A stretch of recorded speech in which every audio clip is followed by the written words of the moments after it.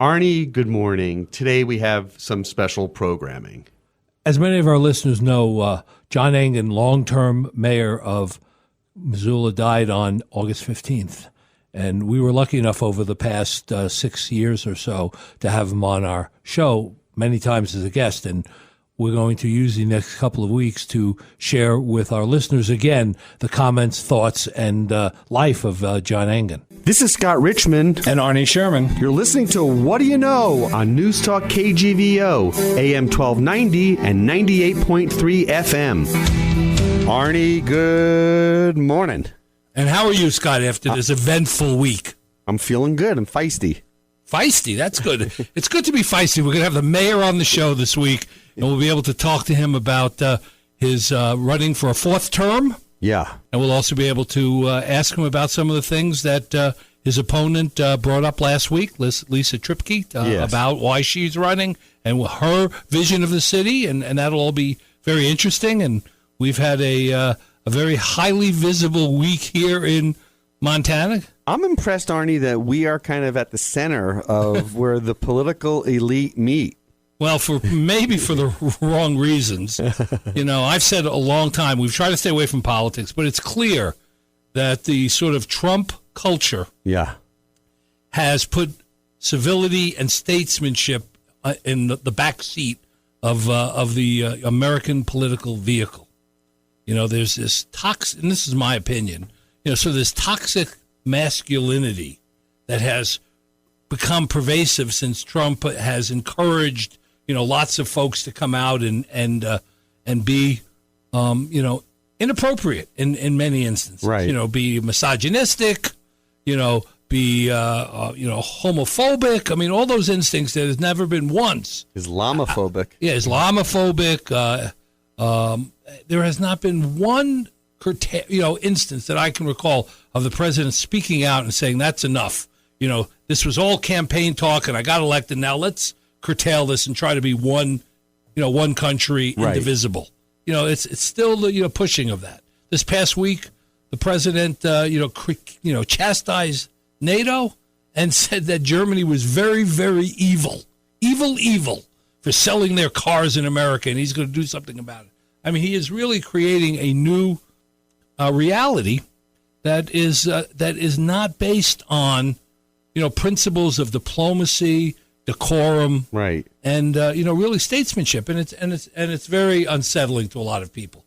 And this is not just a Democratic or liberal issue. This is an issue of governance and Americans' leadership in the world and trying to take on a position of a moral compass, and we've lost that somehow. Politics has become a blood sport, right? A total blood sport. We had that situation this past week in here where our candidate at the time for office, Gianforte, body slammed a reporter, broke his glasses, and was found by the police department to be charged with a misdemeanor assault. Which is unheard of in politics at this point in time. Right. I do have to say, historically, this is not. There have been times where this has come and waxed and waned in American politics. And a good friend of mine, Larry Harrington, who is a former congressional staffer and a student of American history, reminded me today about Preston Billy Brooks. Who's he? Preston Billy Brooks. He was a U.S. congressman from South Carolina who, on May 22nd of 1856, so this is a long time ago, right? This is 170-something years ago, was a states' right advocate and a slavery advocate, and there was a congressional session going on in which Senator Charles Sumner was an abolitionist and speaking out, against slavery and, against states' rights and being one nation under God, indivisible. Yes. And Preston caned this guy on the floor of the legislature to the point that Sumner couldn't serve for 3 years. It took him 3 years to recuperate from the beating that Bully Brooks gave to him.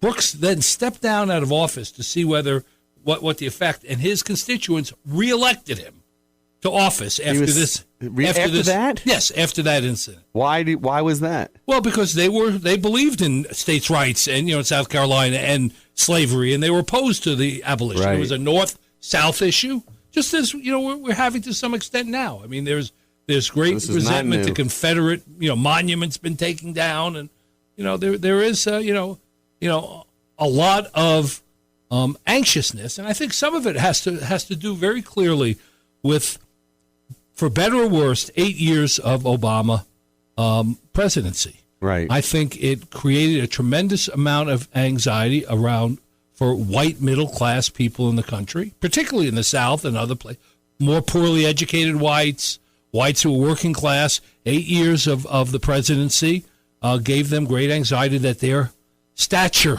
and status in the American hierarchy was under threat. Right. And, reacted strongly to that. That wasn't the intention, but it was the unintended consequence of a two-term black president in the United States, creating tremendous anxiety, and Trump fed right into that anxiety. Not that we're going to talk to the mayor about that today, but I think given what's happened in this past week and given some of the things that are happening around the world, I think it's important to not forget the milieu in which we're operating in. I agree. I look forward to it. I look forward to bringing Mayor Engen in. You are listening to What Do You Know on Newstalk KGVO, proudly supported by Don Maddox, Glacier Sotheby's International Realty. Arnie and I will be back after this with Mayor Engen. We are back with Mayor Engen. Mayor, welcome. Thank you. It's great to be here. It's good to have you. Last week, as you probably know, we had Lisa Tripke on the show. She is an announced candidate for mayor and talked about her vision for Missoula and why she was running for office. In fact, she said one of the reasons she was running was she heard you a couple of months earlier on our show, and that led to her. So I don't know if I want to pat herself on the back or apologize to you, but she said that listening to our show encouraged her to run for office. So I thought what we do today is to kind of share some of the issues that she felt compelled her to enter the race against you, and see how you would respond to those questions. That seem fair? Fair enough. Even if it's not fair, we're going to do it anyway. Because you can color outside of the lines too, by the way. That's right. That's right. Like that. That's right. So one of the things that's come up, and we've talked about it on our shows before, is mountain water. And I think the issue that she says that voters are concerned about, it started out maybe as was going to be a small number associated with it. I think she even threw out the number $800,000 at one time, and now I think next week we're going to settle for $96 million. So the question is that, if you knew that at the beginning, would you still have done the acquisition? Would the city still have moved in the direction it did, and how it did? Absolutely, and that's a question I've asked myself. This has been a long, difficult, challenging journey. But the fact of the matter is that there would not be another opportunity for the city of Missoula, the only municipality in the state of Montana that does not own and operate its water system, to do so. What we're finding nationally is that these utilities are cash cows. And so private investment groups from lots of other places view these as cash cows. So they move in, they buy, they extract as much as they can in terms of profit. They don't reinvest in the systems, and ratepayers, taxpayers, citizens are left holding the bag for systems that become decrepit. Over the long haul, I think that I will likely do nothing more important in my career as mayor than the acquisition of this water company, and I'd do it again today. The notion that it was ever going to cost $800,000, that might have been one of the estimates for legal bills, acquisition costs. We blew through that very quickly. I will own that all day long. The fact of the matter is that we had a giant hedge fund opposite us, and they made it their mission to make this as expensive a transaction as they possibly could. That's not a reason to give up the fight. Right. That's not a reason not to pursue acquisition. And ultimately, the reason we're acquiring this utility is because we can charge less, reinvest in the system, and ensure that Missoulians have safe water for a very long time. Water rates going to go down, or are they going to just be less than they would have been without the city involvement? Increases will be less than they would have been, right. And any increase that comes from rate goes directly into the system. So we operate this as an enterprise fund, much in the same way we operate the sewer system. So every nickel that goes into operating the water system goes into the salaries of employees. It goes into capital expenses. So we have got about $100 million worth of improvements, deferred maintenance in this system. Ain't nobody going to do that but the city of Missoula, because Carlisle, as you may remember, had anticipated in front of their in their rate case in front of the Montana Public Service Commission a 5% year-over-year rate increase, and that wasn't to address deferred maintenance in the system. That was to ensure that investors were made rich. Right. Is there an example of the Carlisle Group or others like that shutting down municipalities and, like, to your point, making it too expensive for them to pursue it? And are there examples of that you were looking at along the way and saying, why did they fold? Sure. There are attorneys in the United States who make a living by defending private utilities against condemnation actions, and in some cases and in some jurisdictions, they're successful. Mm-hmm. It either gets too expensive, or frankly, they have courts and judicial systems in those jurisdictions that don't view the essential necessity of water the way Montana courts do. Right. So under your leadership, we've acquiring the water system that was Mountain Water. You've got into the composting business. There is now Missoula City Cemetery. There are some voters out there that are saying this is city overreach, that the city's getting involved in private enterprise, and that was not the intention, of city government. How do you respond to that?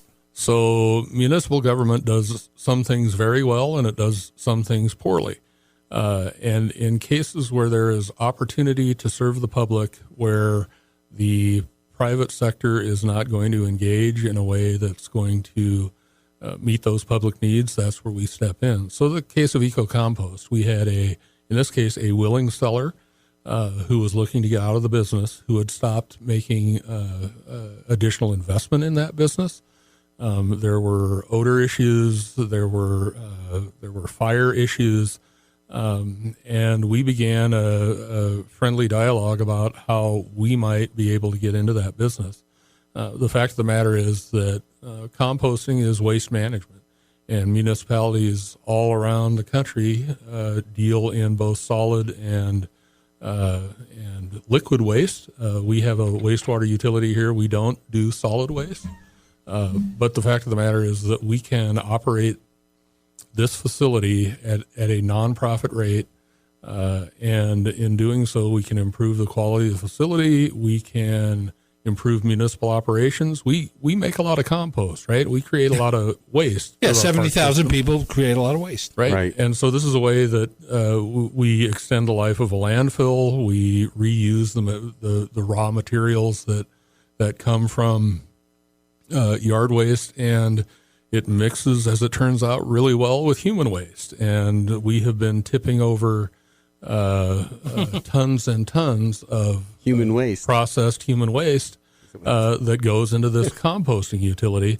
And we've been paying roughly $400,000 a year to tip that stuff over the fence. Today, we incorporate that into this operation, and the community is better for it. Nobody was going to step in to do this. There weren't people clamoring to buy eco-compost and operate it. Yeah, no. Our guest is Mayor John Engen. You're listening to What Do You Know on Newstalk KGVO. Our proud sponsor, or we are proudly sponsored by Don Maddox Glacier Sotheby's International Realty.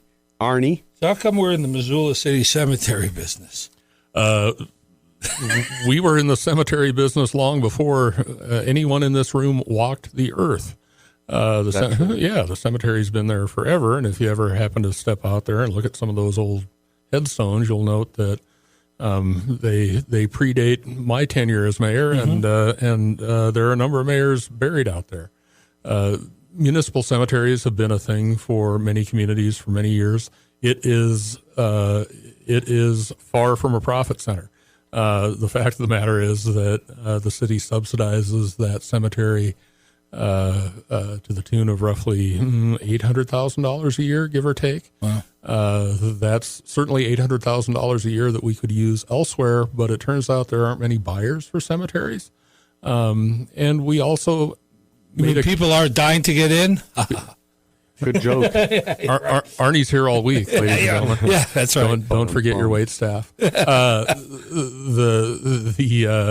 the fact of the matter is that citizens have a clear attachment, as you will see on Monday, to this cemetery. That cemetery will be highly decorated. There are lots of folks who visit the remains of their loved ones. Sure. There's considerable history out there. If someone said to me, "Why don't you start a cemetery today?" my answer would be no. Right. An above ground mausoleum, maybe. Sure. All right. The tough issue that we all deal with which is potholes. What's the status of Missoula potholes? There's always grumblings, and you've talked about that before. But are we improving? We are improving. We are. We had a tough winter. We did. In this mountain community, we are subject to weather, and we could reconstruct every street in the city of Missoula at an expense that would crush taxpayers and citizens. And what we do instead of that is we do triage. So every year we have a street repair program, and we invest. Municipal budgeting is a function of finding balance, and we ensure that streets are safe and passable. They are not always smooth and not always without inconvenience, but we're filling. We probably filled 600 potholes this year easily. And unless we come up with a technology that allows us to stop winter, completely seal roads, we're always going to have potholes. One of the things that we are doing is, as a function of this budget year, we're doing a full streets inventory so that we have a plan for addressing street needs. But I can tell you, based on back of napkin estimates, as we were at the legislature talking about infrastructure improvements, this session, we have probably an 80-year backlog of street repairs to do. We probably have funding for 10 years of that. So we are right. Yeah, we're always going to be catching up. The more resources we invest in street reconstruction, the more we get done. Are there any other elements of the infrastructure of this town that have been neglected that we need to address in the next term, right? In the coming years, right. Because that's what people always get. They always feel like they're being caught off guard. I didn't know we needed that, but hey, they didn't know they needed it because they didn't think about it. Right. You're finishing up your third term. Right. You're running for a fourth term. What are those things that you want to accomplish during that fourth term? Well, in the large picture, we continue to have a housing problem in Missoula. There are lots of folks who, A, can't afford housing, B, if they're in a position to buy a home, they can't come up with a down payment. There are folks who simply can't afford first and last month's rent. For me, this is largely an inventory problem. So we've been working with the Missoula Organization of Realtors, Missoula Economic Partnership, on an inventory, a study right. of what the market looks like, what the opportunities are. I've had probably 3 fairly productive meetings with developers in the last 3 weeks about how we begin to significantly move the needle on affordable housing. And for me, affordable housing is it's soup to nuts. The inventory is low income housing to folks who are looking to to purchase a single family home on a big lot. We don't have enough of any of it. Right. And so addressing those inventory issues is critical. But isn't the real issue, at least from my perspective, how construction costs what construction costs. It's not going down. It's going up per square foot. I know that from the work that we're involved in outside of this studio. And our, median income in Missoula is pretty flat. I mean, through this year, the median home price is $265, and the median household income is $43,000 a year. And that's a huge issue to overcome. So what do we do about getting salaries and wages up? So we created in 2010 at sort of the height of the recession for Missoula. We created the Missoula Economic Partnership. We put business leaders throughout the community together in a room. We created a strategy for growing the economy, creating jobs, creating opportunities for people to create jobs, and really driving wage. And our efforts have concentrated on working with companies and creating opportunities for jobs that we consider a living wage, $15 and better in Missoula. And we've had some success. There are more people working today in Missoula than have ever been working. There are some market pressures around wages as well. Some companies want to move here because they can pay less than where they are. I mean, that's reality. Some do. Some also find that our regulatory environment is more attractive. Some find that our building environment is more attractive. Some find that our quality of life is more attractive. And if you can live anywhere, why not live here and do what you're doing? I don't think there's a ton of negative wage pressure from folks coming in here because we're at a race to the bottom, right? We don't incentivize people to come in, pay low wages, offer tax breaks, only to have the next community 2 years later say, I've got a better weed lot for you, and I've got a better tax break for you, and pack your bags and come see us. We don't engage in economic development that way. And I think the long-term picture for Missoula, given the fact that we're one of the best cities in the country for entrepreneurs, we're one of the best cities in the country for tech startups, the future's bright. What isn't going to happen is, in my opinion, what's not going to happen is we're not going to land a whale. Oracle isn't going to come here, nor is Cisco. But these small shops that create a diverse economy and a wage base are going to make a more significant long-term and sustainable difference. Right, sure. And this is not an uncommon problem in any community this size across the country. There are not many uncommon problems around the country. No, I was just in Santa Barbara, a city that's not much bigger than Missoula. It has UC Santa Barbara. The median home price is $900,000 there. Right. The median wage is $70,000 or $80,000. I mean, it's not an uncommon problem. Right. It's just that when you're living here, you as you watch how home and apartment rental prices keep going up and wages really not keeping up with it, there is the feeling that somebody should do something about it. Absolutely, and that's why we do something about it. That's why we're attempting to address inventory and opportunity. That's why we work pretty diligently with our partners in the private sector to ensure that Missoula is a good place to do business. That you're not bogged down in red tape. That you're not looking for quality employees. We blew up the Office of Planning and Grants after 30 years of criticism, to ensure that we had a development department that was all about facilitating quality development. And so last year we had a record year in new development in the city of Missoula, and we're on track to beat that record this year. So with that development comes improvements to the infrastructure of the town, right? So that correct. What are those? Talk a little bit about that. Well, so with almost any project, whether it's greenfield development or urban renewal, facilities are improved. So whether it's streets, sidewalks, sewer, water, utilities, the list goes on. Technology.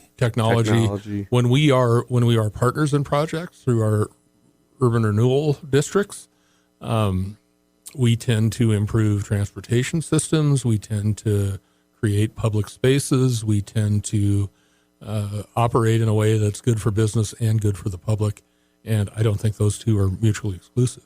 Well, let me get back to something we touched on earlier. We just finished up our biennial legislative session. How do we fare in terms of what we needed from the state? So we do a couple of things at every legislative session. One is we endeavor to promote legislation that increases revenue sources for local governments and ensures that local decisions are honored, and whenever possible, we make critical decisions about the way our community evolves locally. So a couple of positive notes. One is that City of Missoula and the League of Cities and Towns, of which we're a part, participated in what was called the Infrastructure Coalition. So this was a group of private and public sector folks who got together to make a fact-based and evidence-based case for infrastructure investment in the state of Montana. That coalition was successful in passing an 8-cent gas tax in the state of Montana. First time it's been increased in decades, and that will go to roads. So when we get back to the question of potholes, the only way things improve dramatically is through new money, and there is new money now. So for fiscal year 18, which we're budgeting for now, that gas tax we estimate will deliver another $800,000 to $900,000 in money that we can use to put directly on the street, and it's discrete. It's for that type of infrastructure. And how much will the county get outside of? I don't even know the county's number. Right. Next year we're projecting about $1.2 million of new money that's available for us to invest in transportation infrastructure. It's a big deal, roads and bridges, right? So that was a victory. We didn't get an infrastructure bonding bill. That was a defeat. So there's a lot of work that does not get done around the state. There are a lot of people who don't get put to work, and there's a lot of infrastructure that doesn't get fixed or built. We also, during the course of the last session, beat back attacks on what really is the single most powerful tool that cities and counties have in the state of Montana to drive economic development. That's tax increment financing. That's the tool that will help build the Riverfront Triangle. It's a tool that's helping build student housing downtown. It's a tool that will help rebuild on the site of the Mercantile. It's the tool that we use to revitalize what's now called South Crossing, where the old Kmart was. It's the tool that we'll use as we work with Consumer Direct, which is a pretty spectacular building in a really interesting business that employs hundreds of folks here in Missoula. And it's a healthcare. It's home healthcare. Yep, and thousands around the country. They've elected to have their headquarters here in Missoula. Right. You touched on the university. Let's get back to I'd like to focus in on that a little. We have declining enrollment, which puts some pressure on student housing and other housing in the area and revenue to merchants in town. It's the fate of this city and the university system is, interwoven. You can't deny the yin and yang of all of that. What can the city do to be proactive in increasing the viability of Missoula as a university town? Yeah. So not only do we not deny that relationship, I think it's incumbent upon us to embrace it. I think we've done a good job of that over the years. So we continue to work hand in glove with the university on programs ranging from our work with Missoula College, which is also in a redevelopment district, to having conversations with the new Vice President for Enrollment, Tom Crady, about how we recruit and attract students, how we ensure that that this is a safe and interesting community for them. And we've begun preliminary conversations about how we can make two-year college, which is a stepping stone to the University of Montana, attainable for every citizen. And the more we can fill that enrollment pipeline, I think the better off we'll be. So those conversations are ongoing. We also have conversations about things as simple as transportation, things as complex as sexual assault, and those relationships can only grow. I have the good fortune of being on a search committee for the new University of Montana president. My hope is that whoever finds himself in what I think is a challenging but incredibly cool job filled with opportunities embraces the relationship that exists and works to further that relationship. There is so much that we can do together, ranging from planning, the constraints of the university campus. It's only 225 acres, and you got a mountain in the way. And we have some invisible lines there, right? We have folks who aren't necessarily crossing Arthur either way, right, or crossing the river either way, right. And really the assets and the talent of the University of Montana, I want those folks out in our community making lives better, and in doing so, they are enriched themselves. Let's do a quick ID. Our guest is Mayor John Engen. You are listening to What Do You Know? Are proudly supported by Don Maddox, Glacier Sotheby's International Realty. So you have some things that hamstring you in terms of budgetary control or constraints. Yep. You have, union contracts for raises. I was startled actually to find, and this may be wrong, and you can correct me, that the average wage of a patrolman on the street here is $10,000 or $12,000 less than it is in Bozeman and Billings. Yeah, that gap should actually be a lot closer. We're actually closer to the top of the market now. So when I was first elected and began serving in 2006, our officers were among the lowest paid, right. And at that time, we were basically investing in a training program. We were subsidizing a training program for officers to go to other cities across the street or to other cities, right. and so we were very aggressive. We negotiated a contract with the police association that allowed for us to get to a market rate. So today, when we do recruitment, we have pools of qualified candidates, and we have folks who want to stick around. And it takes 3 or 5 years to become kind of seasoned and comfortable as a patrol officer. Do we have enough on the people on the street, young, men and women in the patrol force on the street? We can always have more, but again, my job is about striking a balance. So today we have just north of 100 sworn officers who serve the community.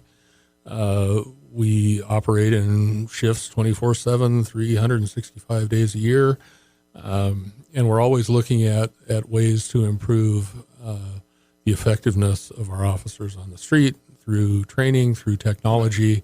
And that for a town of 70,000, that might sound enough, except when there's a Grizz football game, a concert going on in town, a festival somewhere, the Testicle Festival going on. It's a pretty thin cadre at that on a day like that. Well, it's a special day. Yeah, it's a special day. Yeah, and for us, so we refer to the run of the mill. I dial 911 because I have an issue. That's a call for service, right? So our calls for service increase year over year. Interestingly, crime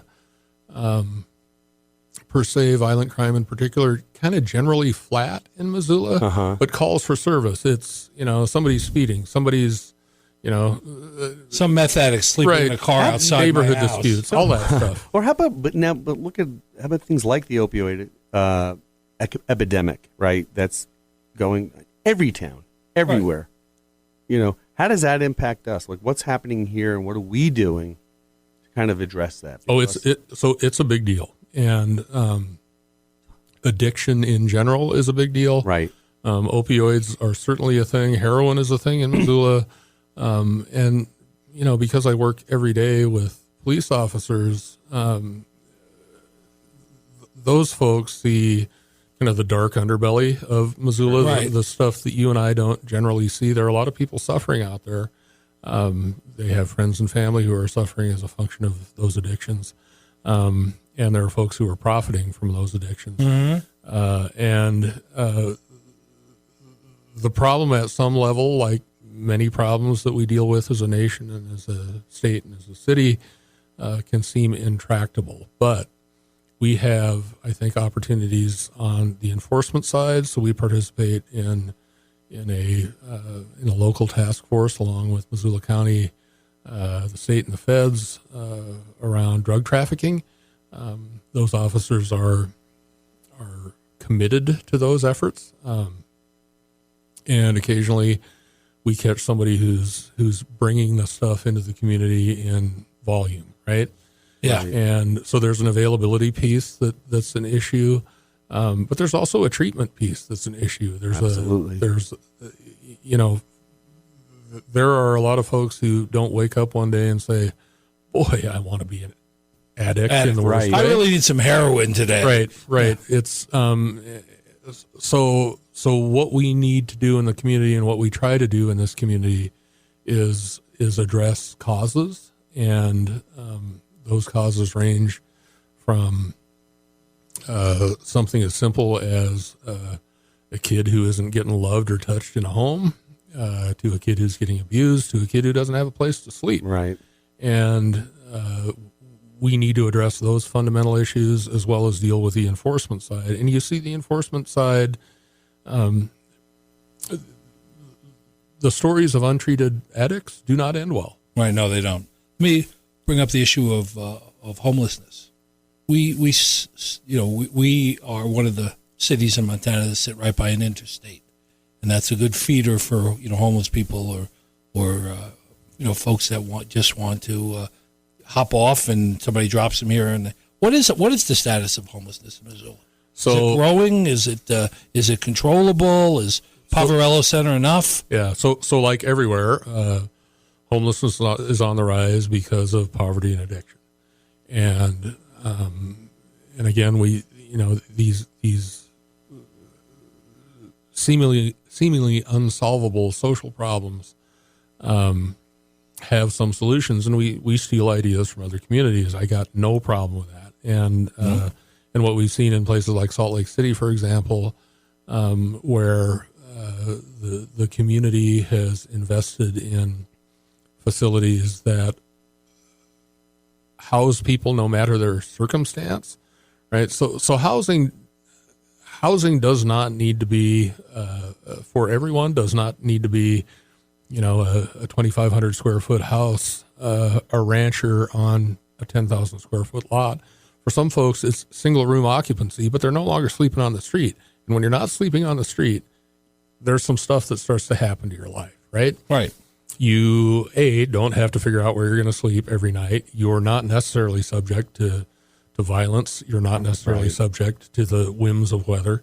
And so what Salt Lake has done is figured out a way to house people first and then start to deal with the other issues that they're dealing with. It's really hard to fix somebody if they don't have someplace stable to live. Right. They're the Maslow hierarchy of needs. I mean, their basic needs aren't being met, and they have to deal with that before they can deal with anything else. And it also leads to petty theft and all those other sorts of things. Yeah. So what we have done is created a 10-year plan to end homelessness.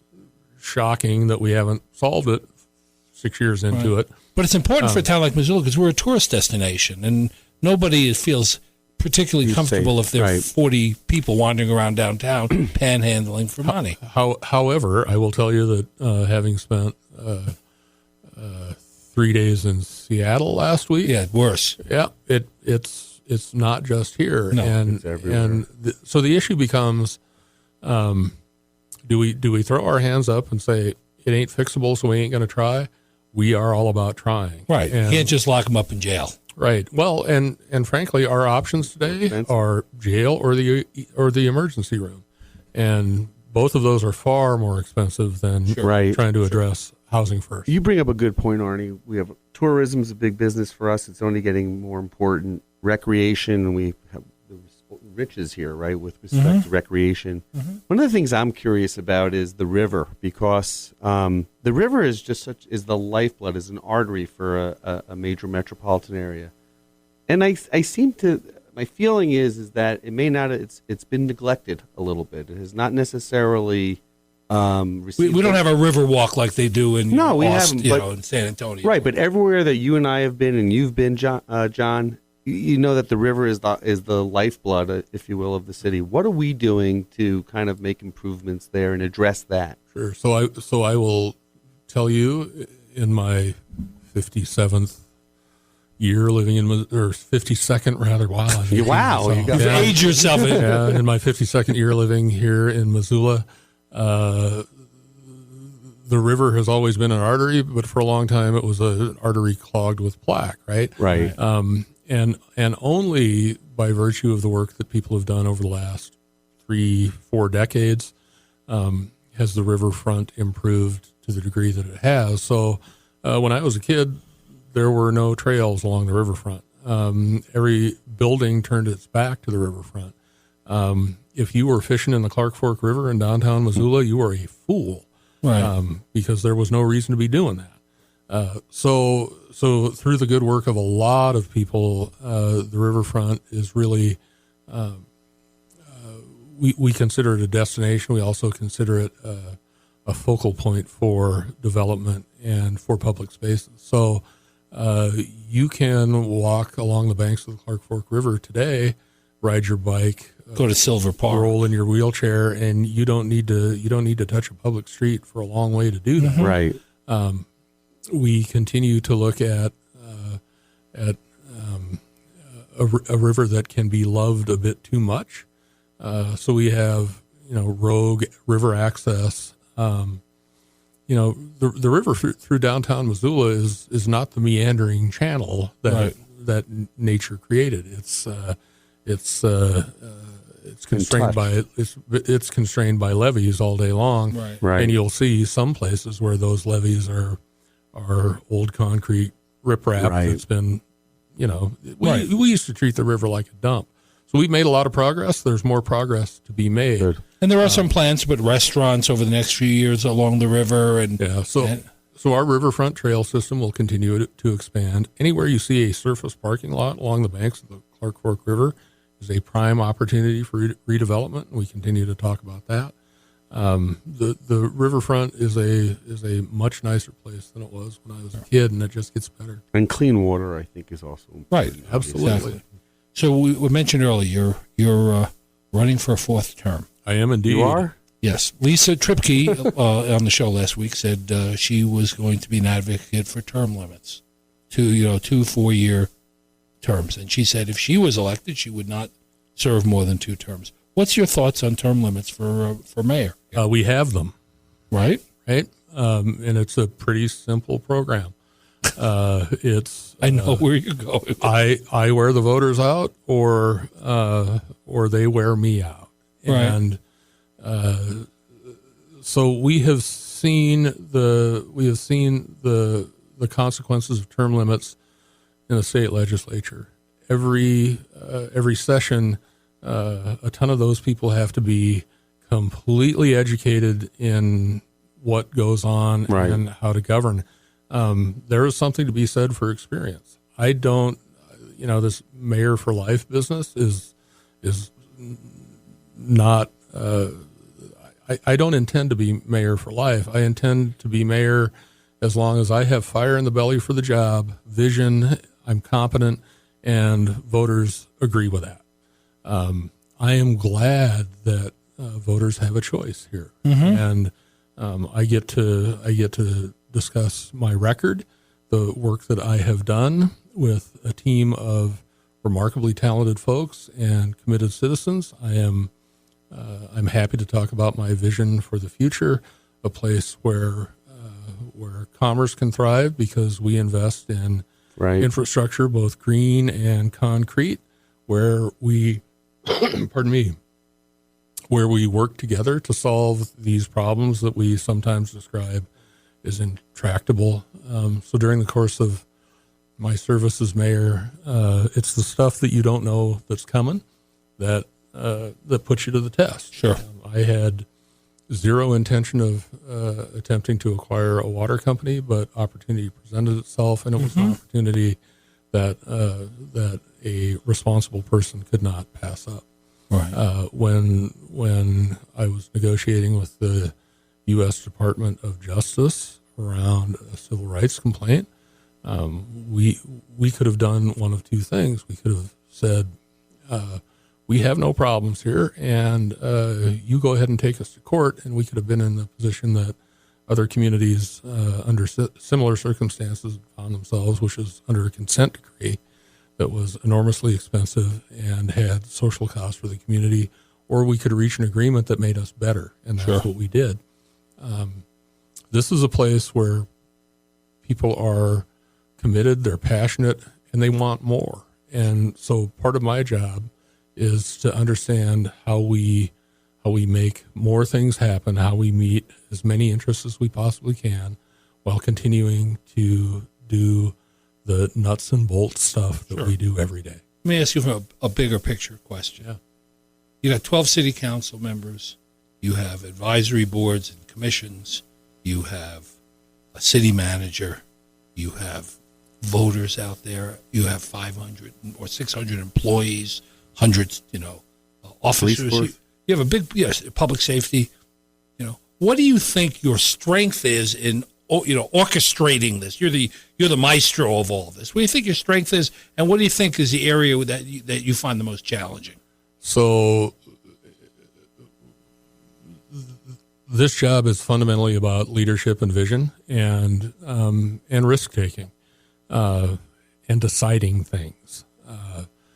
And fundamentally, sometimes you're right, even when popular opinion in the beginning suggests you're wrong. Mm-hmm. And there have been a number of cases where we've had to sort through that. And at the end of the day, you have to be committed to principle and you have to be committed to vision, because otherwise nothing will change.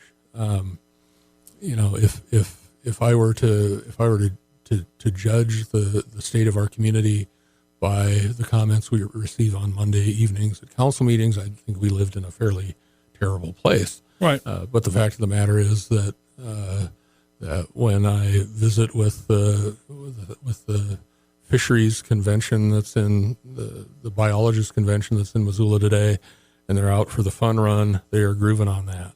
Right. They're here for a reason, and they recognize the value of the community. One of the things that can happen to us is we forget how good we have it. I remind myself pretty regularly that probably 99% of the world's population would love to live in Missoula, Montana. Right. And I take that responsibility for being a steward pretty seriously. How do you juggle the interests of the citizens, of the folks at the council meetings on Monday nights, and some of the bigger private companies that make Missoula their home, and their interests, like the Washington Company or the hospital or the university?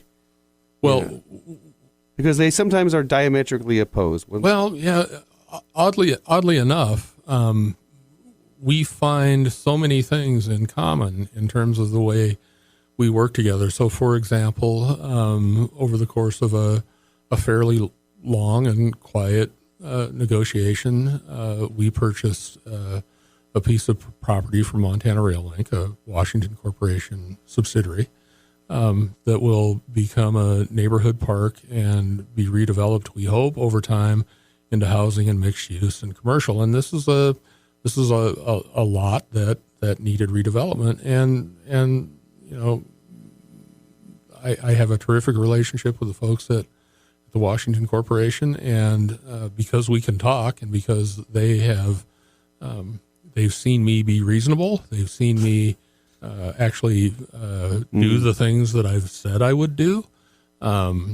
They've seen me recognize that these are partnerships and not handouts.